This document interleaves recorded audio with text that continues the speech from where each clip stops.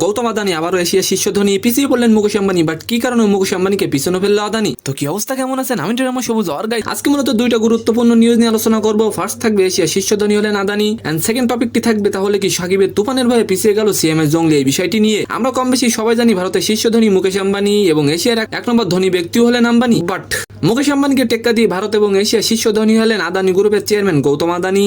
Bloomberg billionaire সূচকের বরাত দিয়ে তথ্য জানিয়েছে ভারতীয় সংবাদ মাধ্যম এনডিটিভি। বিস্তারিত জানার আগে আমি নিউ একটা চ্যানেল ক্রিয়েট করছি যেখানে আপনারা সব ধরনের নিউজ পাবেন। ডেসক্রিপশনে লিংক দেওয়া থাকবে, অবশ্যই সাবস্ক্রাইব করে দিবেন। ব্লুমবার্গের সূচকে দেখা গেছে শনিবার স্থানীয় সময় 6টার সময় গৌতম আদানির মোট সম্পদ ছিল 111 বিলিয়ন মার্কিন ডলার।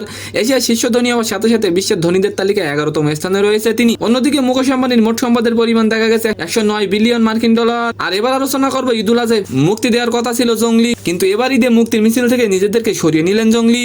নির্মাতা ইব্রাহিম কারণ হিসেবে জানান সময় স্বল্পতার কারণে নাকি জঙ্গলি মুভি পিছানো হয়েছে।